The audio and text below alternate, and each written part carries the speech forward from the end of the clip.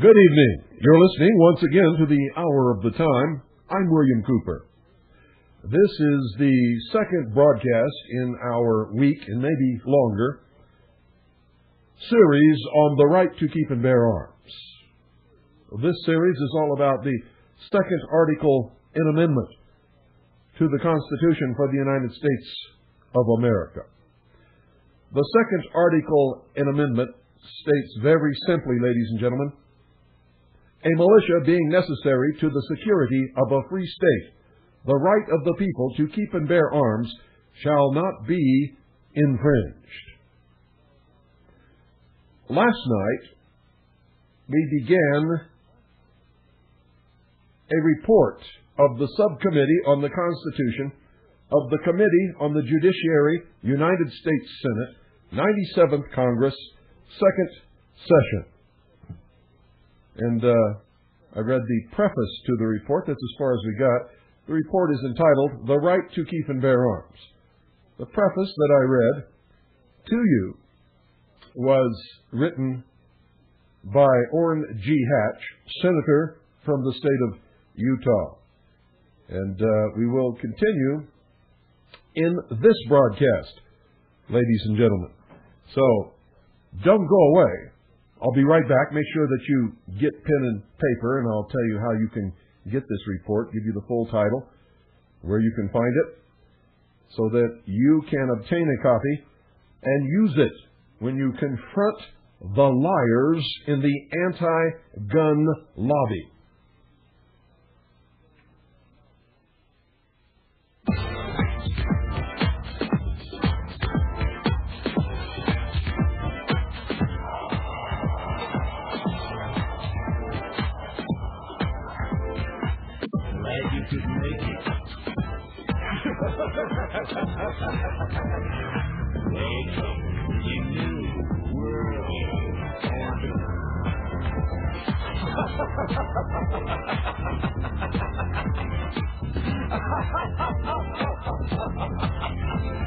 Never in human history has so few taken so much from so many as America's illuminati and their warlords of Wall Street and Washington.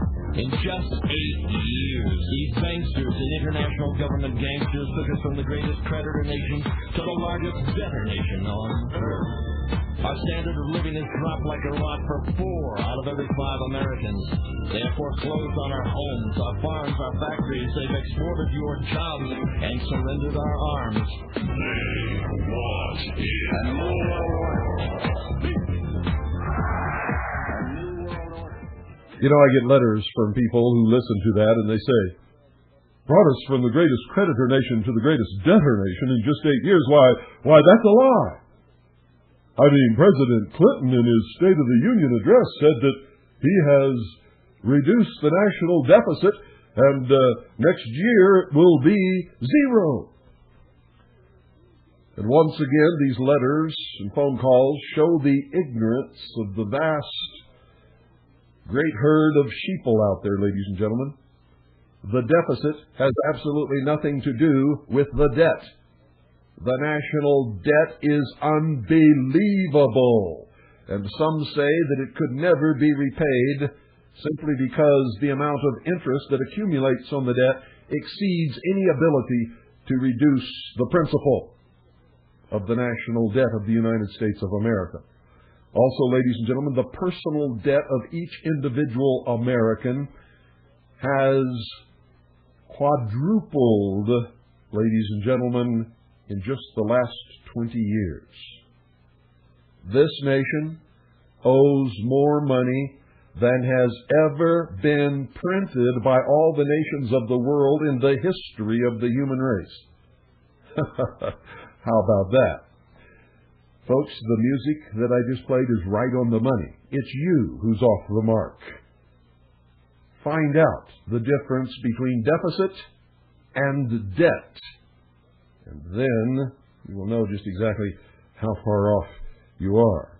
I'm going to tell you right now, you're so far off that it's like someone standing on the earth talking about it's only 2 inches to get to Barnard's star. And if you've never heard of Barnard's star, look that up too. Part of my mission is to get you off your butt, to begin examining things, questioning, researching, instead of believing everything that you hear all the time by the people who make a wonderful living telling you lies. Write this down. This is the name of the report. This is where you can get it. And you need this information. And I'm going to read it every day, so if you only get part of it today, just listen tomorrow, and you will be able to pick up what you missed.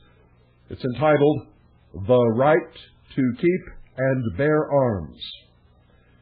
It is a report of the Subcommittee on the Constitution, of the Committee on the Judiciary, United States Senate, 97th Congress, 2nd Session, dated February 1982.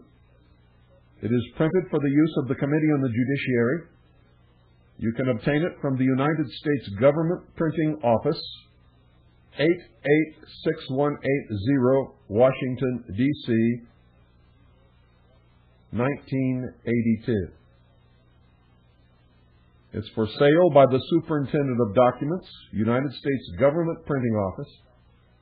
This is where you can send it to. Superintendent of Documents, U.S. Government Printing Office, Washington, D.C., 20402. And I'm not going to read all of the stuff that I read yesterday, the members of the committee and all of that kind of stuff. We covered the preface yesterday, written by Senator Orrin G. Hatch of the state of Utah.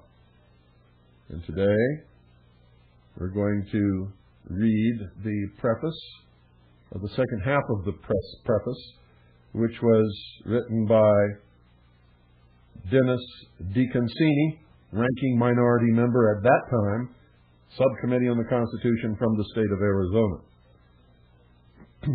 He wrote this on January the 20th, 1982.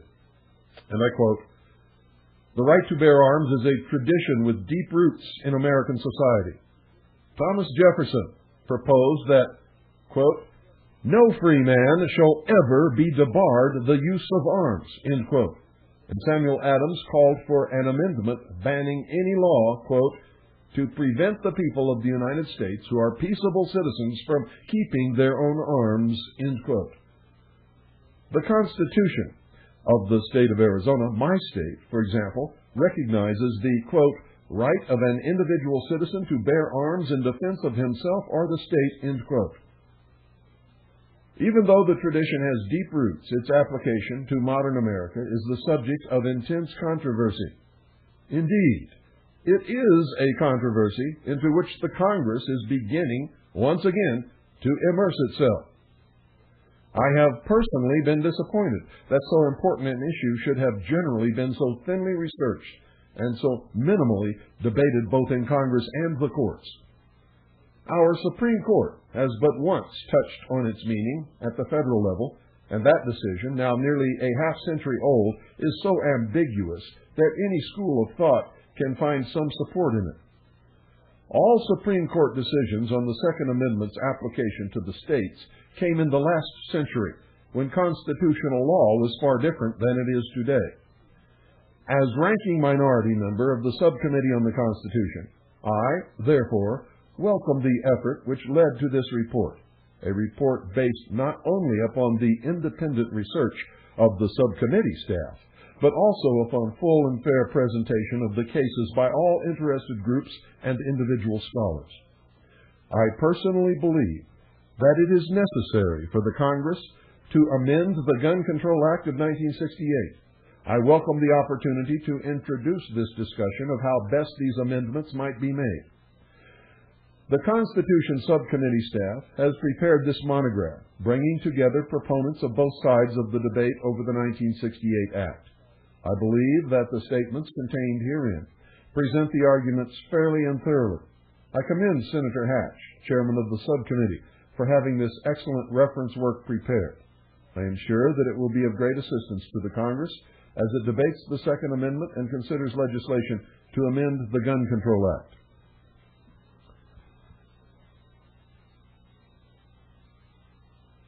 Signed, Dennis D. Concini, Senator, Ranking Minority Member, Subcommittee on the Constitution, January 20th, 1982.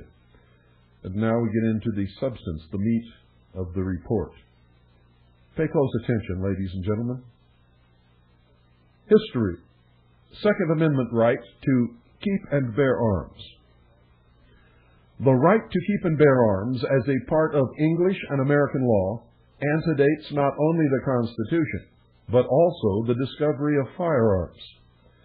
Under the laws of Alfred the Great, whose reign began in 872 A.D., all English citizens, from the nobility to the peasants, were obliged to privately purchase weapons and be available for military duty.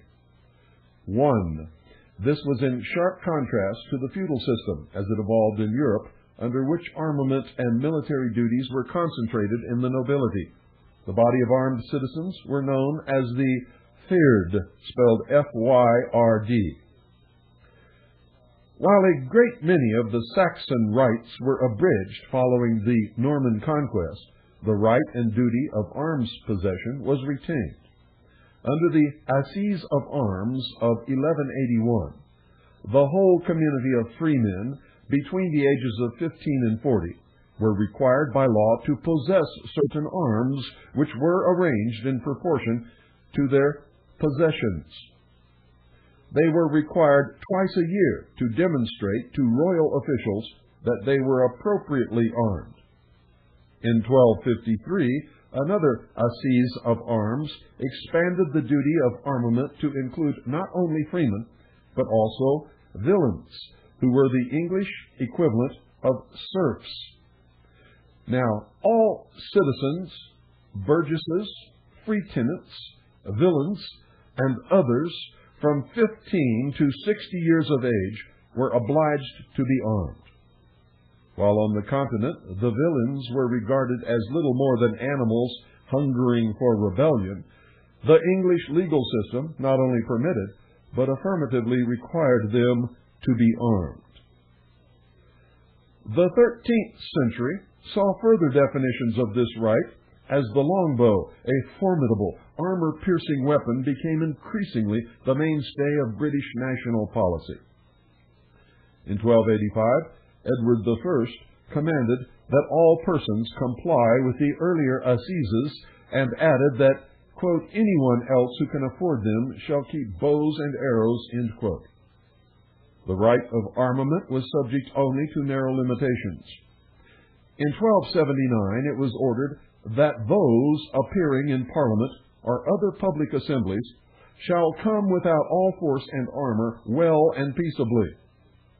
In 1328, the Statute of Northampton ordered that no one use their arms in a fray of the peace, nor to go nor ride armed by day or night in fairs, markets, nor in the presence of the justices or other ministers. English courts construed this ban consistently with the general right of private armament as applying only to wearing of arms, quote, accompanied with such circumstances as are apt to terrify the people, end quote. In 1369, the King ordered that the sheriffs of London require all citizens, at leisure time on holidays, to use in their recreation bows and arrows, and to stop all other games which might distract them from this practice. The Tudor kings experimented with limits upon specialized weapons. mainly crossbows, and the then new firearms. These measures were not intended to disarm the citizenry, but on the contrary, to prevent their being diverted from longbow practice by sport with other weapons which were considered less effective. Even these narrow measures were short-lived. In 1503, Henry VII limited shooting, but not possession of crossbows, to those with land worth 200 marks annual rental, but provided an exception for those who shot out of a house for the lawful defense of the same. In 1511, Henry VIII increased the property requirement to 300 marks. He also expanded the requirement of longbow ownership, requiring all citizens to use and exercise shooting in longbows, and also have a bow and arrows continually in the house. Fathers were required by law to purchase bows and arrows for their sons between the age of 7 and 14, and to train them in longbow use. In 1514, the ban on crossbows was extended to include firearms, but in 1533, Henry reduced the property qualification to £100 per year. In 1541, he limited it to possession of small firearms of the length of 1 whole yard for some firearms and 3/4 of a yard for others. And eventually he repealed the entire statute by proclamation. The later Tudor monarchs continued the system, and Elizabeth added to it by creating what came to be known as train bands, selected portions of the citizenry chosen for special training. These trained bands were distinguished from the militia, which term was first used during the Spanish Armada crisis to designate the entire of the armed citizenry. The militia continued to be a pivotal force in the English political system. The British historian Charles Oman considers the existence of the armed citizenry to be a major reason for the moderation of monarchical rule in Great Britain. More than once, he, meaning Henry VIII, had to restrain himself when he discovered that the general feeling of his subjects was against him. His gentlemen pensioners and his yeomen of the guard were but a handful, and bills or bows were in every farm and cottage. When civil war broke out in 1642, the critical issue was whether the king or parliament had the right to control the militia. The aftermath of the Civil War saw England in temporary control of a military government which repeatedly dissolved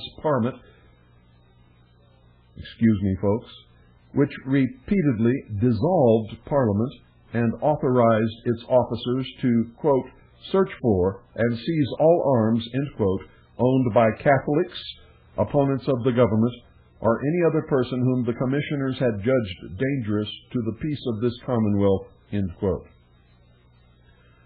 The military government ended with the restoration of Charles II.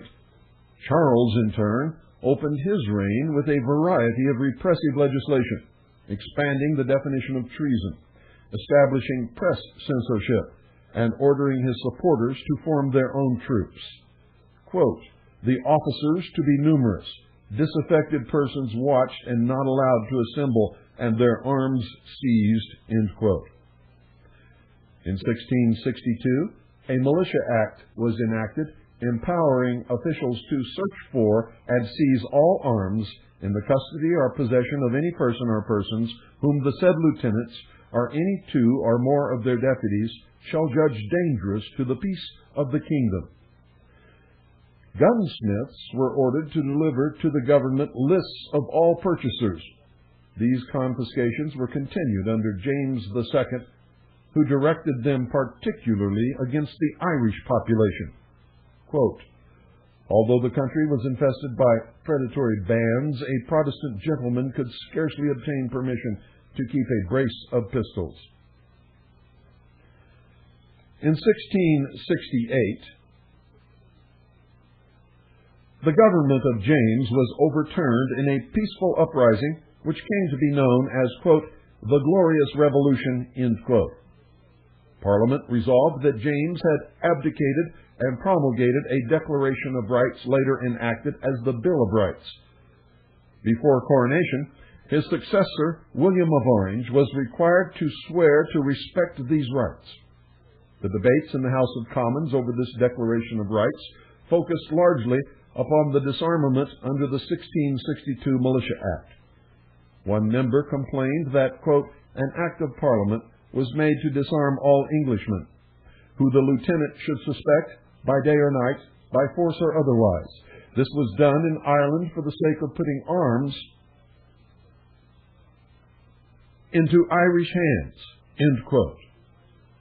The speech of another is summarized as Militia Bill, power to disarm all England, now done in Ireland.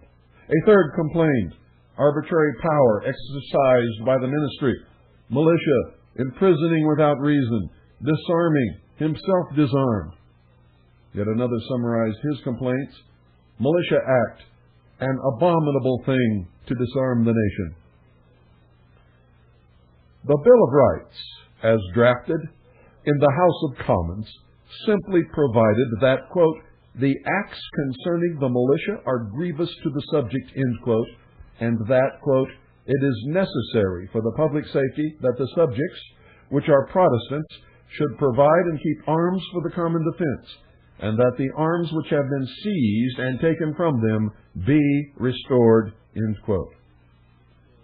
The House of Lords changed this to make it a more positive declaration of an individual right under English law. Quote, that the subjects which are Protestant may have arms for their defense suitable to their conditions and as allowed by law. End quote. The only limitation was an ownership by Catholics, who at that time composed only a few % of the British population and were subject to a wide variety of punitive legislation. The Parliament subsequently made clear what it meant by, quote, suitable to their conditions and as allowed by law, end quote. The poorer citizens had been restricted from owning firearms, as well as traps and other commodities useful for hunting.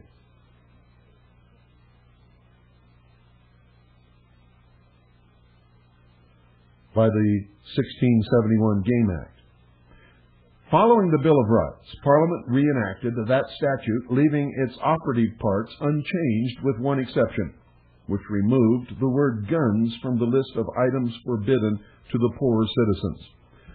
The right to keep and bear arms would henceforth belong to all English subjects, rich and poor alike. In the colonies, availability of hunting and need for defense led to armament statutes comparable to those of the early Saxon times.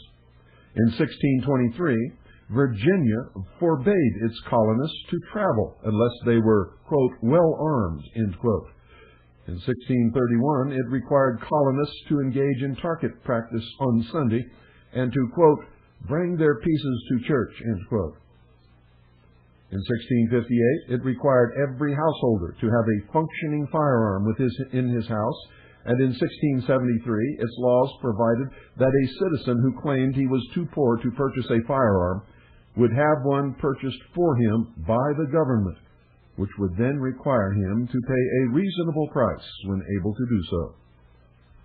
In Massachusetts, the first session of the legislature ordered that not only freemen, but also indentured servants own firearms, and in 1644 it imposed a stern 6-shilling fine upon any citizen who was not armed. When the British government began to increase its military presence in the colonies in the mid-18th century, Massachusetts responded by calling upon its citizens to arm themselves in defense. One colonial newspaper argued that it was impossible to complain that this act was illegal, since they were British subjects to whom the privilege of possessing arms is expressly recognized by the Bill of Rights, while another argued that this is a natural right which the people have reserved to themselves, confirmed by the Bill of Rights, to keep arms for their own defense. The newspaper cited Blackstone's commentaries on the laws of England, which had listed the having and using arms for self-preservation and defense among the absolute rights of individuals.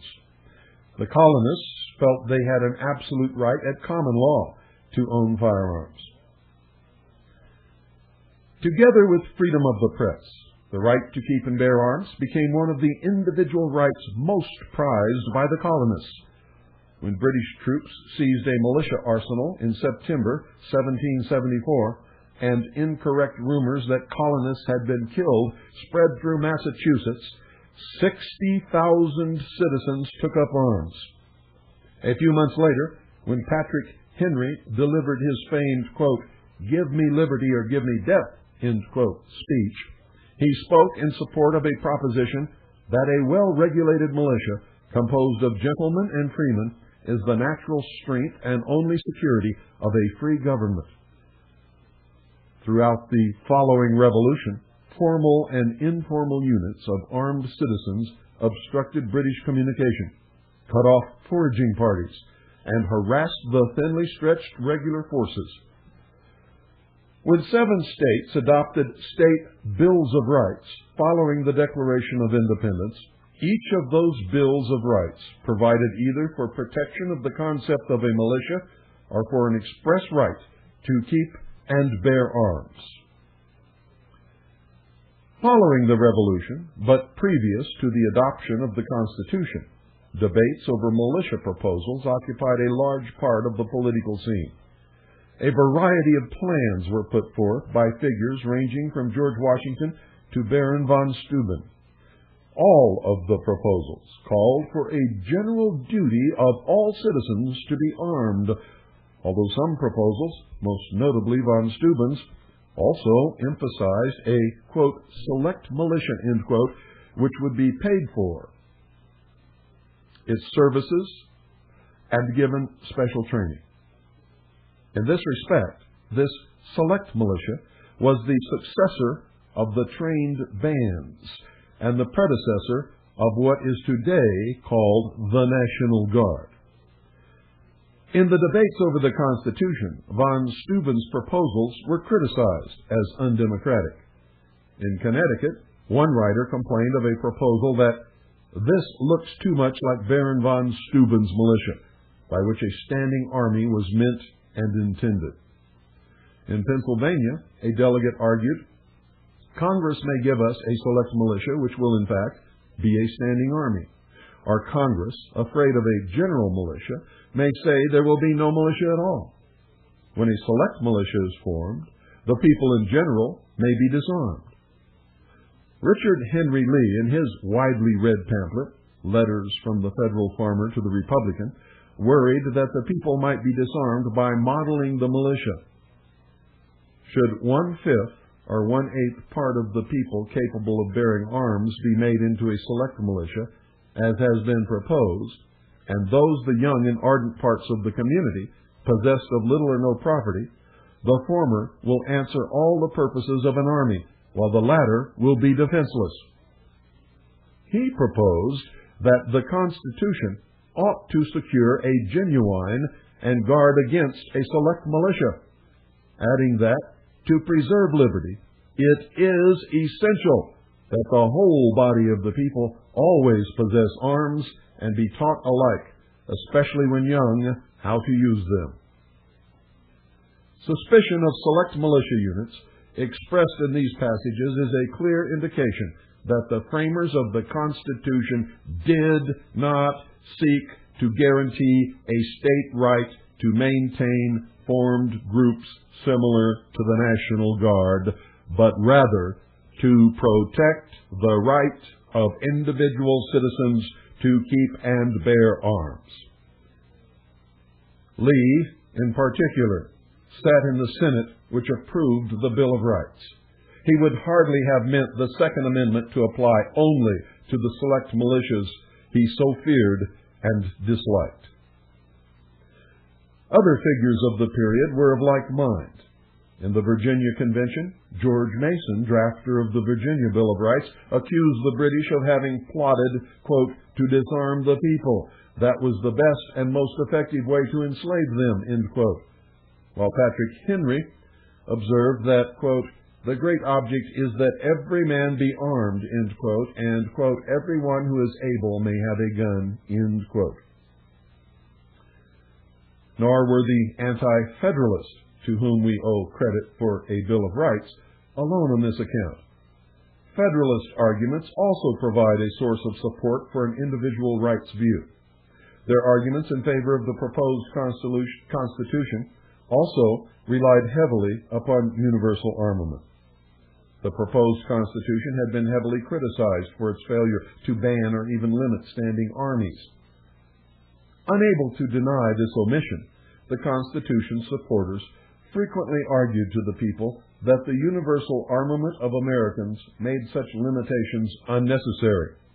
A pamphlet written by Noah Webster aimed at swaying Pennsylvania toward ratification observed the following, quote, before a standing army can rule, the people must be disarmed, as they are in almost every kingdom in Europe. The supreme power in America cannot enforce unjust laws by the sword, because the whole body of the people are armed and constitute a force superior to any band of regular troops that can be, on any pretense, raised in the United States, end quote.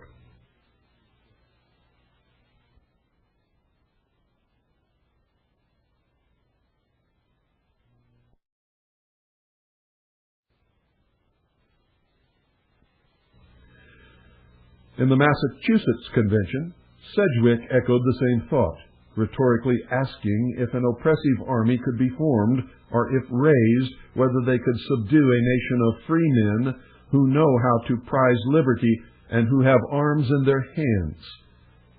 In Federalist Paper 46, James Madison, later author of the Second Amendment, mentioned, quote, the advantage of being armed which the Americans possess over the people of all other countries, end quote, and that, quote, notwithstanding the military establishments in the several kingdoms of Europe, which are carried as far as the public resources will bear, the governments are afraid to trust the people with arms, end quote.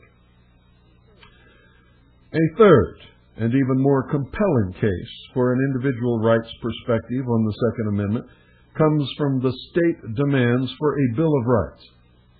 Numerous state ratifications called for adoption of a Bill of Rights as a part of the Constitution. The first such call came from a group of Pennsylvania delegates.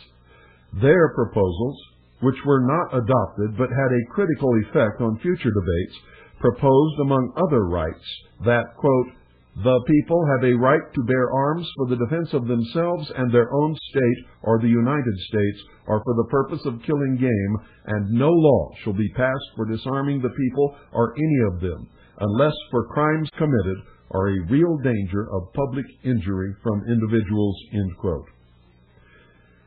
In Massachusetts, Sam Adams unsuccessfully pushed for a ratification conditioned on adoption of a Bill of Rights, beginning with a guarantee, quote, that the said Constitution shall never be construed to authorize Congress to infringe the just liberty of the press or the rights of conscience, or to prevent the people of the United States who are peaceable citizens from keeping their own arms, end quote.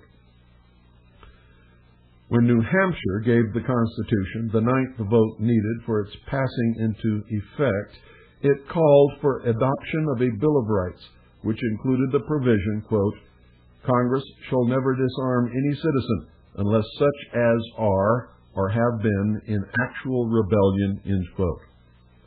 Virginia and North Carolina thereafter called for a provision, quote, that the people have the right to keep and bear arms, that a well-regulated militia composed of the body of the people trained to arms is the proper, natural, and safe defense of a free state, end quote. When the first Congress convened for the purpose of drafting a Bill of Rights, it delegated the task to James Madison. Madison did not write upon a blank tablet.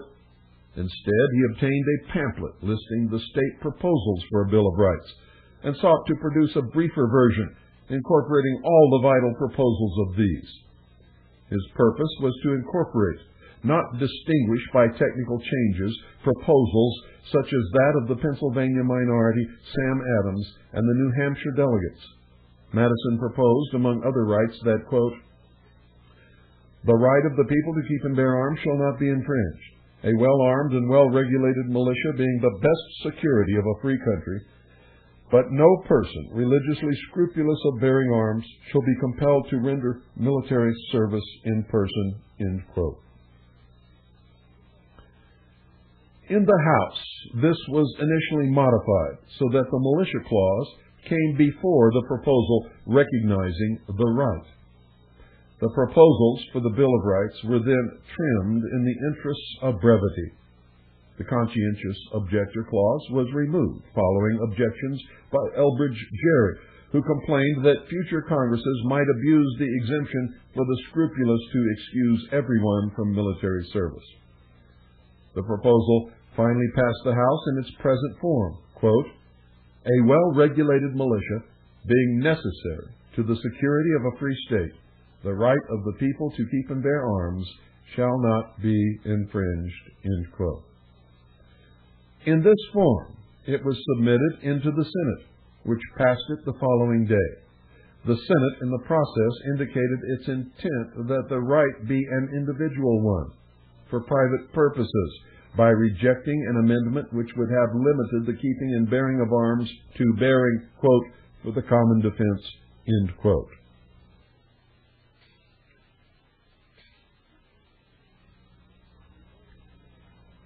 The earliest American constitutional commentators concurred in giving this broad reading to the amendment. When St. George Tucker, later Chief Justice of the Virginia Supreme Court, in 1803, published an edition of Blackstone annotated to American law, he followed Blackstone's citation of the right of the subject of having arms suitable to their condition and degree, and such are allowed by law, with a citation to the Second Amendment, quote, "and this without any qualification as to their condition or degree, as is the case in the British government," end quote. William Rawls' view of the Constitution, published in Philadelphia in 1825, noted that under the Second Amendment, quote, "the prohibition is general. No clause in the Constitution could, by a rule of construction, be conceived to give to Congress a power to disarm the people.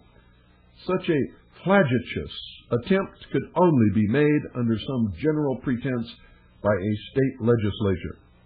But if in blind pursuit of inordinate power either should attempt it, this amendment may be appealed to as a restraint on both," end quote. The Jefferson Papers in the Library of Congress show that both Tucker and Rawls were friends of and corresponded with Thomas Jefferson. This suggests that their assessment as contemporaries of the Constitution's drafters should be afforded special consideration. Later commentators agreed with Tucker and Rawls. For instance, Joseph Story, in his Commentaries on the Constitution, considered the right to keep and bear arms as the palladium of the liberties of the Republic, which deterred tyranny and enabled the citizenry at large to overthrow it should it come to pass. Subsequent legislation in the Second Congress likewise supports the interpretation of the Second Amendment that creates an individual right. In the Militia Act of 1792, the Second Congresses defined militia of the United States to include almost every free adult male in the United States. These persons were obliged by law to possess a firearm and a minimum supply of ammunition and military equipment. This statute, incidentally, remained in effect into the early years of the present century as a legal requirement of gun ownership for most of the population of the United States of America.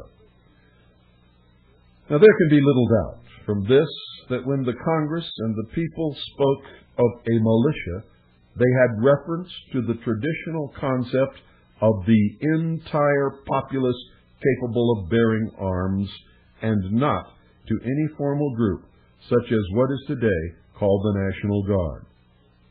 The purpose was to create an armed citizenry, such as the political theorists at the time considered essential to ward off tyranny. From this militia, appropriate measures might create a, quote, well-regulated militia, end quote, of individuals trained in their duties and responsibilities as citizens and owners of firearms. The Second Amendment, as such, was rarely litigated prior to the passage of the 14th Amendment. Prior to that time, most courts accepted that the commands of the Federal Bill of Rights did not apply to the states. Since there was no federal firearms legislation at this time, there was no legislation which was directly subject to the Second Amendment, if the accepted interpretations were followed.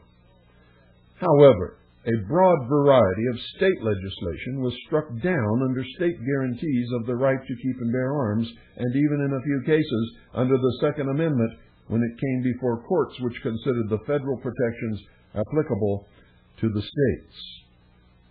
Kentucky, in 1813, enacted the first carrying concealed weapon statute in the United States.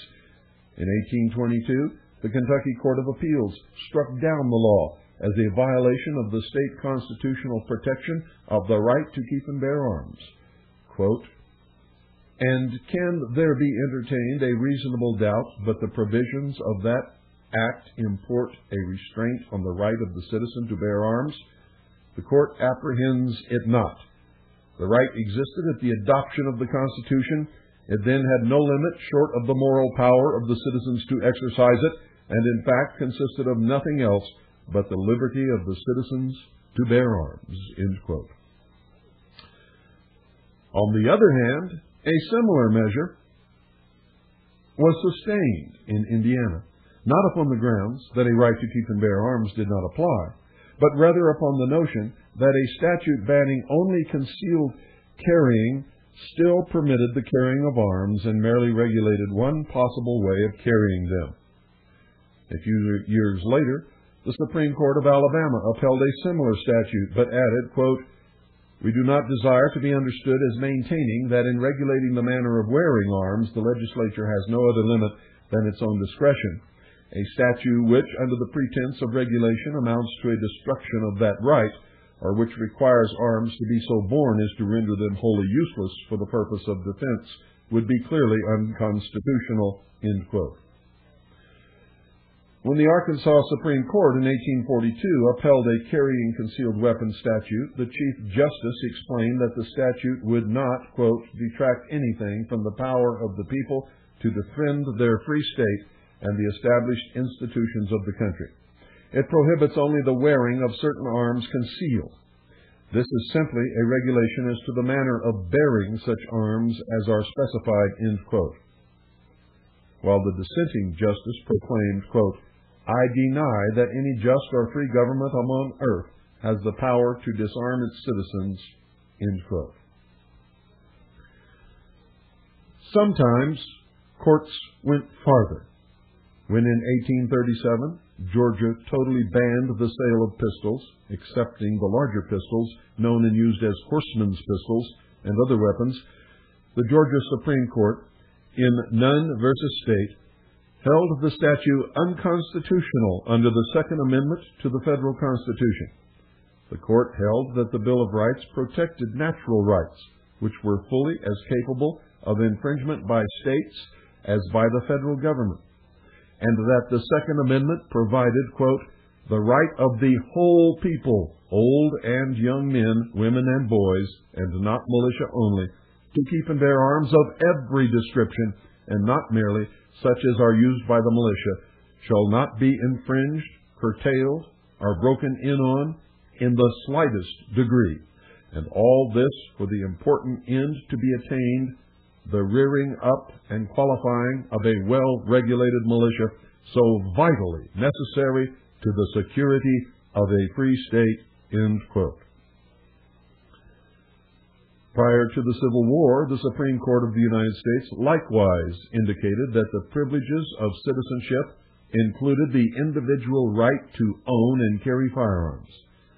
In the notorious Dred Scott case, the court held that black Americans were not citizens and could not be made such by any state. This decision, which by striking down the Missouri Compromise did so much to bring on the Civil War, listed what the Supreme Court considered the rights of American citizens by way of illustrating what rights would have to be given to black Americans if the court were to recognize them as full-fledged citizens.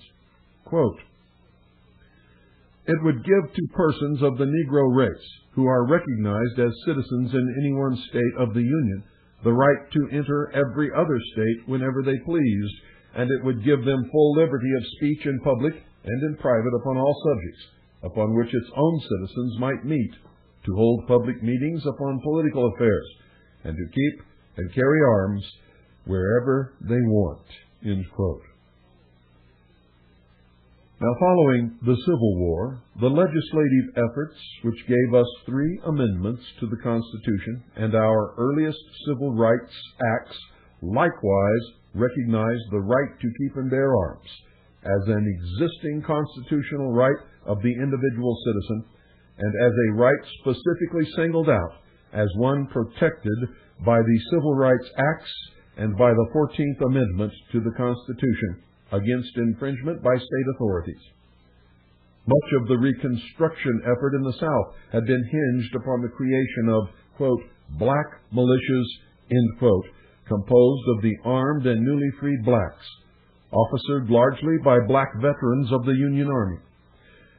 In the months after the Civil War, the existing Southern governments struck at these units with the enactment of, quote, "black codes," end quote, which either outlawed gun ownership by blacks entirely or imposed permit systems for them and permitted the confiscation of firearms owned by blacks. When the Civil Rights Act of 1866 was debated, members of both of the Senate and the House referred to the disarmament of blacks as a major consideration. Senator Trumbull cited provisions outlawing ownership of arms by blacks as among those which the Civil Rights Act would prevent. Senator Salisbury complained, on the other hand, that if the act were to be passed, it would prevent his own state from enforcing a law banning gun ownership by individual free blacks. Similar arguments were advanced during the debates over the Anti-KKK Act. Its sponsor at one point explained that a section making it a federal crime to deprive a person of arms or weapons he may have in his house or possession for the defense of his person, family, or property was intended to enforce the well-known constitutional provisions guaranteeing the right in the citizen to keep and bear arms. Likewise, the debates over the 14th Amendment, Congress frequently referred to the Second Amendment as one of the rights which it intended to guarantee against state action. Following adoption of the 14th Amendment, however, the Supreme Court held that amendment's prohibition against states depriving any persons of their federal privileges and immunities was to be given a narrow construction. In particular, the privileges and immunities under the Constitution would refer only to those rights which were not felt to exist as a process of natural right, but which were created solely by the Constitution. These might refer to rights such as voting in federal elections and of interstate travel, which would clearly not exist except by virtue of the existence of a federal government and which could not be said to be natural rights. Now this, paradoxically, meant that the rights which most persons would accept as the most important, those flowing from concepts of natural justice, were devalued at the expense of more technical rights. This, when individuals were charged with having deprived black citizens of their right to freedom of assembly and to keep and bear arms by violently breaking up a peaceable assembly of black citizens, the Supreme Court in United States versus Cruikshank held that no indictment could be properly brought, since the right of bearing arms for a lawful purpose is not a right granted by the Constitution. Neither is it in any manner dependent upon that instrument for its existence. nor, in the view of the court, was the right to peacefully assemble a right protected by the 14th Amendment. The right of the people peaceably to assemble for lawful purposes existed long before the adoption of the Constitution of the United States. In fact, it is and has always been one of the attributes of citizenship under a free government. It was not, therefore, a right granted to the people by the Constitution. Thus, the very importance of the rights protected by the First and Second Amendment was used as the basis for the argument that they did not apply to the states under the 14th Amendment. In later opinions, chiefly Presser versus Illinois and Miller versus Texas, the Supreme Court adhered to the view. Cruikshank has clearly been superseded by 20th century opinions, which hold that portions of the Bill of Rights, and in particular the right to assembly, with which Cruikshank dealt in addition to the Second Amendment, are binding upon the state governments. Given the legislative history of the Civil Rights Acts and the 14th Amendment, and the more expanded views of incorporation which have become accepted in our own century, it is clear that the right to keep and bear arms was meant to be and should be protected under the Civil Rights Statutes and the 14th Amendment against infringement by officials acting under color of state law. Within our own century, the only occasion upon which the Second Amendment has reached the Supreme Court came in United States versus Miller. And there, a prosecution for carrying a sawed-off shotgun was dismissed before trial on Second Amendment grounds. In doing so, the court took no evidence as to the nature of the firearm or indeed any other factual matter. The Supreme Court reversed on procedural grounds, holding that the trial court could not take judicial notice of the relationship between a firearm and the Second Amendment, but must receive some manner of evidence. It did not formulate a test, nor state precisely what relationship might be required. The court's statement that the amendment was adopted to assure the continuation and render possible the effectiveness of such militia forces and must be interpreted and applied with that end in view. When combined with the court's statement that all constitutional sources show plainly enough that the militia comprised all males physically capable of acting in concert for the common defense, these men were expected to appear bearing arms supplied by themselves and of the kind in common use at the time, suggests that at the very least private ownership by a person capable of self-defense and using an ordinary privately owned firearm must be protected by the Second Amendment. What the Supreme Court did not do in Miller is even more striking. It did not suggest that the lower court take evidence on whether Miller belonged to the National Guard or a similar group. The hearing was to be on the nature of the firearm, not on the nature of its use. Nor is there a single suggestion that National Guard status is relevant to the case. And as an aside here, ladies and gentlemen, according to the law of your state and the law of the United States of America, all able-bodied men between the ages of 17 and 45 are members of the unorganized militia, whether they want to be or not. And according to the intent and purpose and the ruling and interpretation of the law by the courts throughout the ages of the existence of the United States of America, all able-bodied citizens, whether male, female, young, or old, are members of the whole body of the populace known as the militia. Whether you like it or not, folks, that's the law.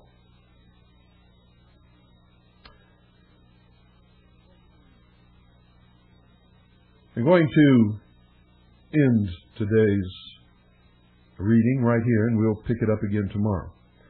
And we're going to continue with this all week long and possibly all next week long until we have covered everything that there is to cover concerning the right of the people to keep and bear arms.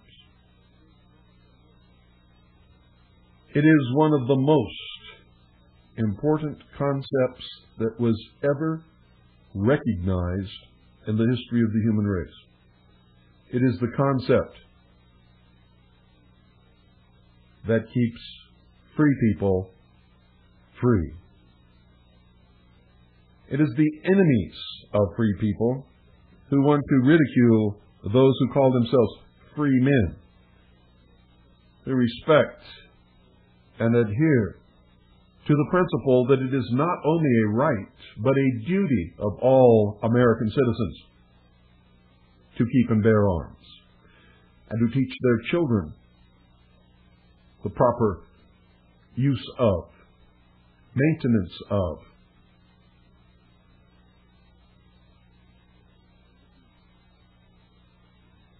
and the duty to keep and bear arms.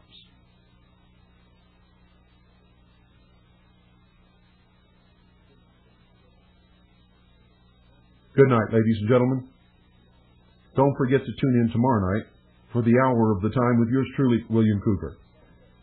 Oh, and God bless each and every single one of you.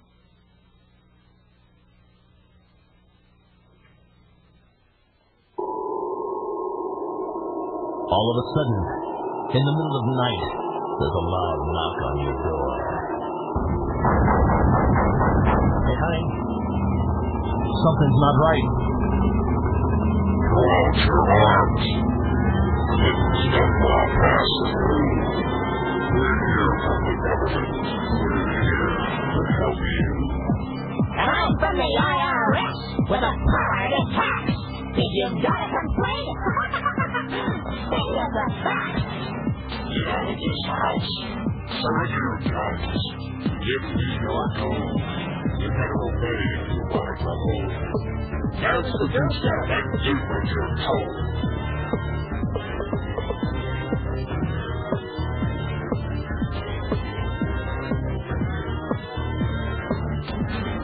Hillary Shalala, Reno Janet Dyke, reading the words of General Albert Pike, demonic founder of the Ku Klux Klan, engineer of the Masonic Master Plan.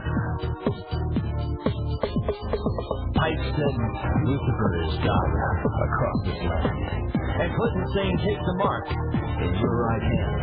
While we're all dancing to the drums of a fourth Reich, Clinton's preparing it for another huge tax hike. Order out of chaos, depression, inflation, create the panic and rape the nation. Crisis creation, incite black and white, program agitation. Don't resist! You're surrounded! By the UN in white and blue, the ATF, the men in black, on the one world order. But it's not new. Iron Mountain, computer beasts, and cattle mutilations. Black projects, UFOs, and weird genetic combinations. The Nazi doctors didn't die? Come on, get hip. They came here with the OSS through Operation Paperclip. National ID? Debit card? Yeah. Vaccination biochip, milk carton kids, genetic engineering. Clinton says her health plans for you and your own good. Sure. And Adolf Hitler's Robin Hood. Masonic mind manipulation, inciting riots is crisis creation. Biochip implantation, vaccinate your kid for UN identification. This is a test for all of us. So I have today just one simple request. A comprehensive package of healthcare benefits that are always there and that can never be taken away. Atmospheric, social illusion, media hype, planned confusion. Masonic religion, it's a liar. Got you praying for a Luciferian Messiah.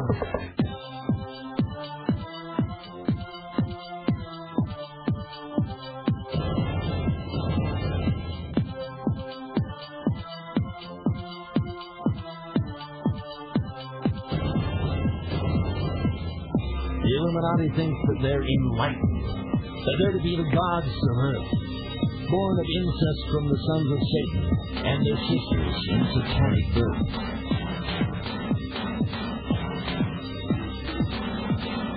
Hidden agenda, Kissinger, Nixon, Ford, and Bill, while your kids out back smoking crack for some cheap thrill. They've numbed us down and dumbed us down with fluoride, TV, drugs, NEA, and public schools. They've taken your brightest and our best and made them public fools. With managed media, brain-bending lies and stealth, the banksters stole your wealth. Johnson, Bush, Carter, Reagan, Gore, and Dan, they've all been pushing pipes, the sonic master plan. Rhodes Scholar oration, Clinton speaks, then rapes the nation. Luciferian subjugation, New World Order, Illuminati coronation. Orders of the quest, think they're superior, they think that they're the best. And you're inferior, you little pet. Skull and Bones, Colin Key, Knights Templar, Harvard University. Faustian fraternity. Knights of the Golden Circle, Ancient Order of the Rosen Cross, CFR, Albatross. In both parties, Rockefeller's boss. MKUltra, ISA from the OSS to the CIA. Mass murder is the game they play. Galileo, NASA, Jupiter, Plutonium 2000, Dual Stop. They'll call it Lucifer or fun. Pyramid Giza, Hitler called it the Luciferian Millennium. 1,000 points of light. Rome, Thunderdome, Isaac Park, Lucas Truck. If the UN lives, y'all don't buy. Wake up, stupid, and read the scoop. Mullen, Sutton, Driven, and tune in to Coop. Bohemian Grove, Beverly Hall, Lord Betrayer, they want it all. Yeah, they want it all. Kissinger, Gingrich, Army, Buckley, Dole, New World Order, authoritarian control. Counterfeit. That's